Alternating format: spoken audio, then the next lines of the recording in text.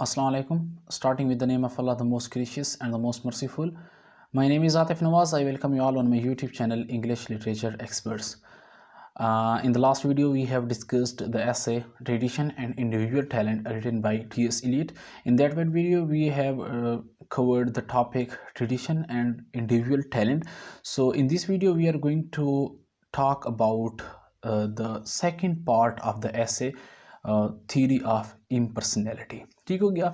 So theory of impersonality को समझने के लिए हमें जो है दो चीज़ों, जिस तरह ट्रेडिशन और इंडिविजुअल टैलेंट में रोमांटिक्स जो है वहाँ पर जो है टारगेट किए गए थे, so the same case is here in the poetry कि थ्योरी ऑफ इम्पर्सनैलिटी का ये मतलब है कि there shouldn't be any kind of a personality जहाँ पे जो है आप खुद जो है उस चीज़ में इन्वॉल्व्ड ना हो। ठीक हो गया।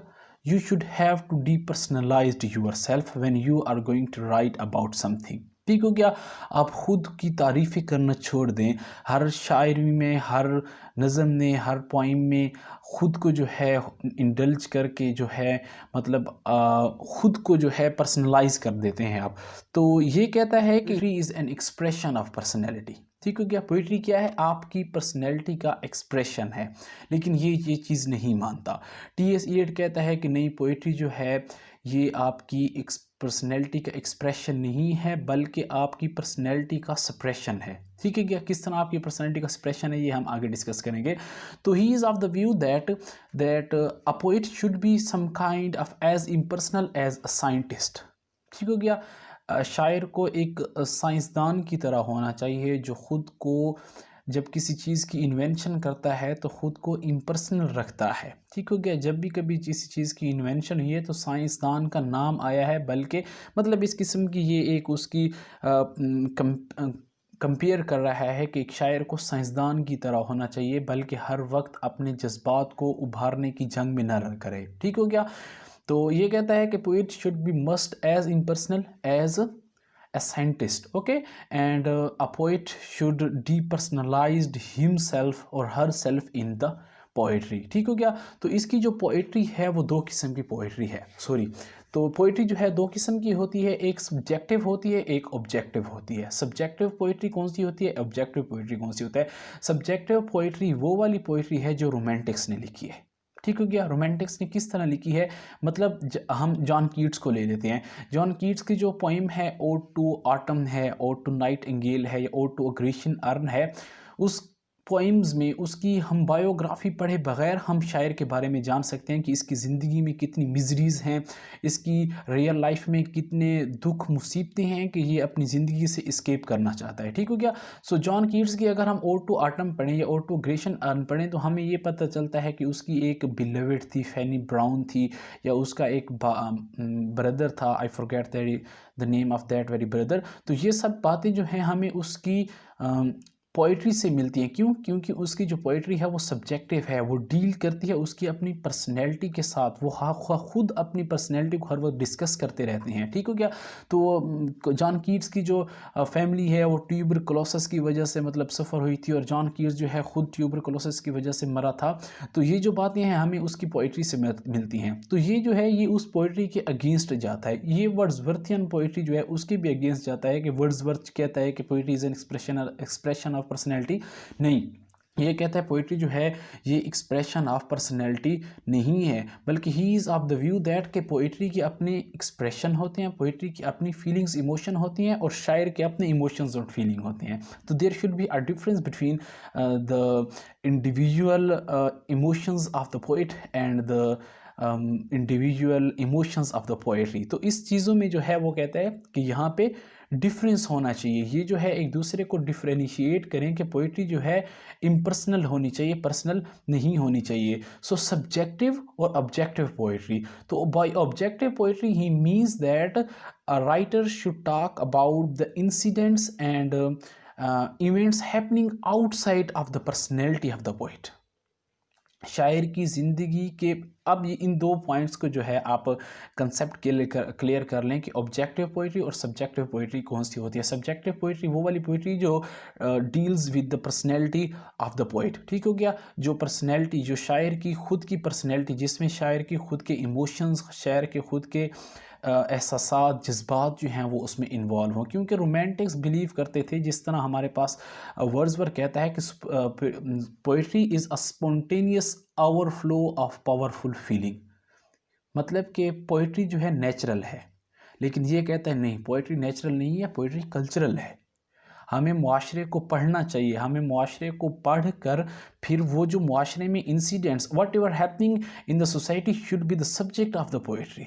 ठीक तो क्या, तो ये वाली ऑब्जेक्टिव पोइट्री होती है भाई। उस वक्त ऑब्जेक्टिव पोइट्री क्या, वो वाली पोइट्री जो रोमांटिक्स ने की है। The subjective poetry is that वाली poetry that deals with the personality of the poet. ठीक हो गया। And by objective poetry we mean that the objective poetry that should deals with the incident and incident happening outside of the personality of the poet, जिसमें शायर जो है खुद को impersonal रखे। ठीक हो गया। What ever happening in side should be the society, sorry, what ever happening in the society should be the subject matter of the poetry. तो ये वाली पोइट्री जो है ये टी.एस. इलियट कहता है। यहाँ पे अहमद फराज का एक शेर है, वो ये है कि अपने ही लिए बहाना दरिया, अपने ही लिए बहाना दरिया, औरों के लिए भी आंख नम कर। ठीक है क्या। टी.एस. इलियट यही करना चाहता है कि रोमांटिक्स जो हैं they are devil. As in the last video I told you that the romantics are rebel in the literary tradition। तो ये कहता है कि ये रेबल हैं, इनके अंदर जो जज्बात हैं ये अपने जज्बातों को हर वक्त थ्राइव करते हैं, उनको वाटरिंग करते हैं, तो इनके जज्बात उभरते हैं। तो ये कहते हैं कि पोइट्री जो है स्पॉन्टेनियस आवर फ्लो है। ठीक हो गया, ये नेचुरल है। तो ये कहता है कि पोइट्री जो है नेचुरल नहीं है, कल्चरल है। We should have, poetry is a work of art, it is not work of a genius. ठीक हो गया। He is of the view that poetry is not a genius inspiration but perspiration. Perspiration कहते हैं जब हम कुछ काम करते हैं और हमारे जो है पसीना, मीन वी कैन से इन सिंपल वर्ड लेबर जो है, हार्ड वर्क जब हम करते हैं तो ये परस्पिरेशन है। ठीक हो गया। तो to make it more simple we can say that he does not believe or he does not prefer the subjective poetry, the very poetry that has been written by the romantics. Okay, they only talk about themselves, they write about themselves, they talk, they all the time thriving their own personality, watering their own ego, watering their own emotions, passions। ठीक हो गया। जब आपकी emotions किस तरह होते हैं, सो ये टॉपिक काफ़ी लंबा हो जाएगा। So make it very clear कि आपके जो इमोशंस हैं, आपकी जो पैशंस हैं, वो जो हैं वो थ्राइव होते रहेंगे, तो पोइट्री जो है आपकी जान में आती रहेगी। तो वही कहता है कि poetry is not spontaneous overflow of powerful feelings. ठीक हो गया। Poetry should be cultural, poetry should not be natural. ठीक हो गया। कल्चरल इस तरह से कि मतलब poetry is a work of art, ये वर्क ऑफ आर्ट है।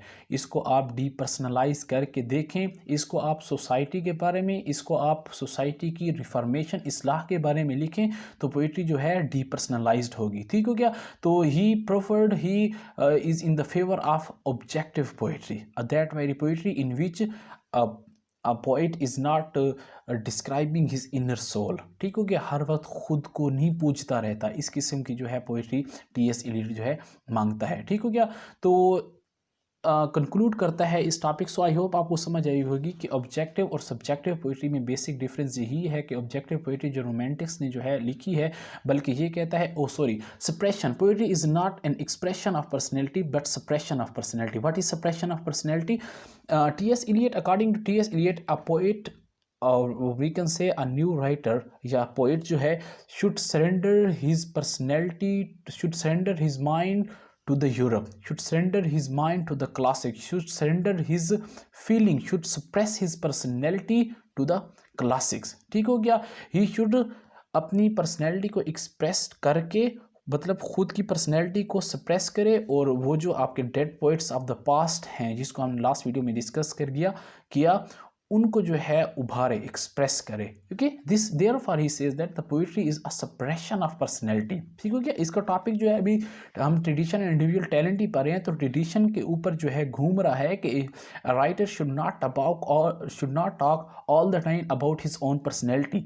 Okay, should not revolve around his own personality, बस अपने ही पर्सनैलिटी के अराउंड ना घूमता रहे, बल्कि he should suppress his own personality and the express to the dead poets of the past. And whose the dead poets of the past? The very classics, जिसको हमने last video में discuss किया है। ठीक हो गया? तो इसी वजह से ये कहता है कि poetry is a suppression of personality, not an expression of personality. ठीक हो गया? तो वो कंक्लूड करता है इसको इस कोटेशन से, that poetry is not turning loose of emotion.